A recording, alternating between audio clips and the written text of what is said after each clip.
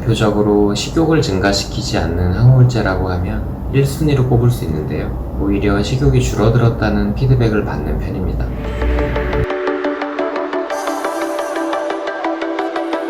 안녕하세요, 보원장입니다. 오늘도 평안하게 지내고 계신가요? 정말이지 무더운 날씨가 이어지고 있는데요. 지난번에 체중 관리에 불리한 정신과 약에 대해 말씀드렸었죠. 이번 시간에는 체중 관리에 유리한 정신과 약에 대해 말씀드려보려고 합니다.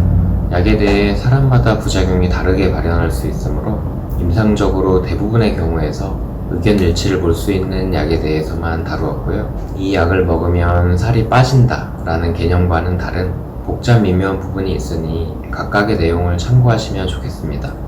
부프로피온, 무기력하고 많이 처지는 양상의 우울증에 효과가 좋은 항우울제이며 제약회사에 따라 웰부트린, 파피온, 헬스피온 등의 이름으로 부릅니다. 뇌 신경세포 사이의 시냅스에서 노르에피네프린과 도파민의 재흡수를 억제하여 해당 뇌 호르몬의 농도를 올림으로써 효과를 보이게 되는데요. 약이 잘 듣게 되면 기분이 가벼워지고 의욕이 나는 경험을 할 수 있는 반면 불안에 대한 효과는 강하지 않다는 점이 특징입니다. 대표적으로 식욕을 증가시키지 않는 항우울제라고 하면 1순위로 꼽을 수 있는데요. 오히려 식욕이 줄어들었다는 피드백을 받는 편입니다. 실제로 항갈망제인 날트렉손과 섞여있는 제형인 콘트라브가 비항정 다이어트 약으로 널리 쓰입니다. 다른 장점으로는 졸리지 않으며 세로토닌 계열의 항우울제에서 있을 수 있는 성기능 저하 등의 부작용이 없다는 점을 들 수 있습니다. 플루옥세틴, 우울증, 각종 불안장애, 양극성장애, 우울사파 치료에도 이용되는 항우울제입니다. 식이장애가 있을 때 1차로 선택하는 약이기도 하죠. 보통 다이어트 약을 드시다 온 분들의 처방을 살펴보면 거의 대부분 포함이 되어 있고요. 제품명은 프로작, 프록틴, 폭세틴, 노르작 등으로 부릅니다. SSRI로 분류되며 1차적으로는 뇌 신경세포 사이의 시냅스에서 세로토닌의 농도를 올림으로써 효과를 보이는데요. 노르에피네프린과 도파민의 농도를 일부 올림으로써 그 효과도 함께 봅니다. 일반적인 항우울, 항불안의 효과를 기대할 수 있을 뿐만 아니라 스트레스성 폭식이 있는 분들은 폭식의 빈도와 정도를 유의미하게 감소시킬 수 있죠. 그런 면에서는 폭식 행동으로 체중 관리에 어려움이 있는 분들께는 적절한 선택이 될 수 있어요. 또 우울할 때 잠이 많아지고 식욕이 증가하는 비전형 우울증을 겪는 분들께는 치료 효과를 가지면서 식욕이 적정 수준으로 줄어들어 체중 관리에 도움이 될 수 있죠. 체중 증가에 대한 우려가 적고 졸리지 않다는 것이 부작용상의 장점이라고 할 수 있고요. 제형상 20mg이 최대 용량인데 치료에 이용되는 최대 용량은 80mg이라 약의 알수가 뇌알로 많아지는 것이 아쉬운 점이 됩니다.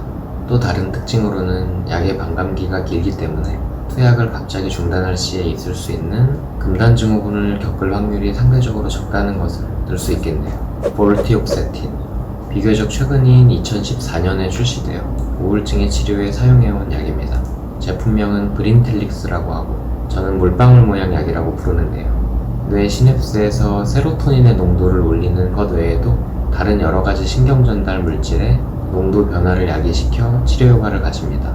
다중기전이라고 볼 수 있겠죠.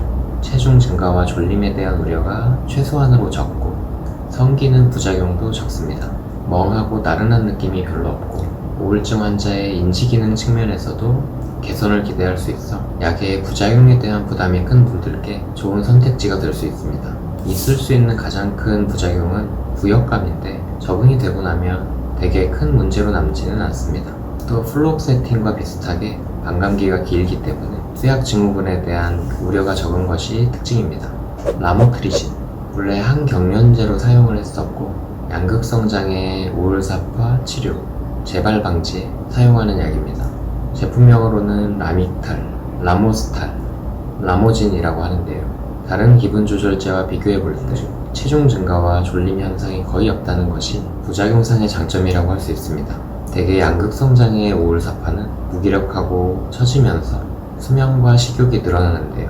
이를 바로잡음으로써 체중 관리에 유리해지게 됩니다.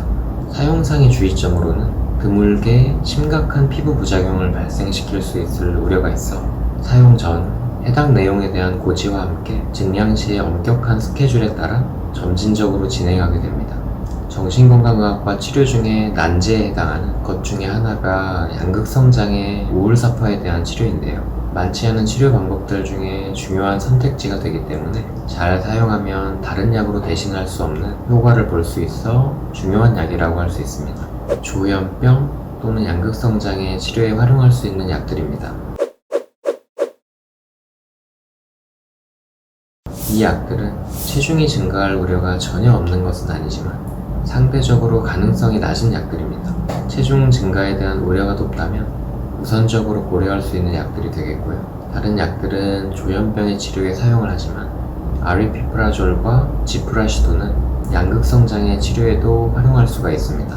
언급된 약들 중 가장 자주 쓰이는 아리피프라졸은 도파민 파셜 아고니스트라는 특수한 작용 기전을 가짐에 따라 조현병, 양극성장애, 양극성장애의 우울사파, 우울증의 부가요법, 또레장애 등 다양하게 활용될 수 있어 팔방미인과 같은 약이라고 할 수 있습니다. 졸리지 않는 약에 속하기도 하고요. 다만 간혹 사용 중에 잠에서 일찍 깨게 되거나 예민해지는 등의 부작용을 겪는 경우가 있어 치료 경과와 함께 잘 보아야 합니다. 오늘 이야기를 요약해드리면 체중 관리에 유리한 약들 중 항우울제는 부프로피온, 플록세틴, 볼티옥세틴이 있었고요. 기분 조절제로는 라모트리진이 있었고 항정신병제 중에는 아리피프라졸, 지프라시돈, 아미설프라이드, 할로페리돌이 있었습니다. 설명드린 것처럼 체중 관리에 분명 장점이 있지만 약의 효과는 또 다른 부분입니다.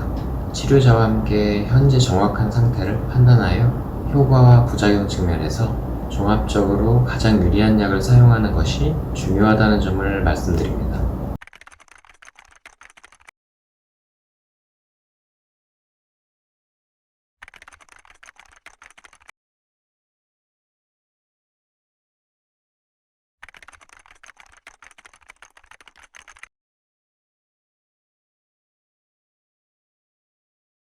앞으로도 제 영상을 쉽고 편하게 보고 싶으시면 구독과 좋아요, 알림 설정까지 부탁드리고요. 오늘도 평안한 마음으로 쉬어가시기를 바랍니다.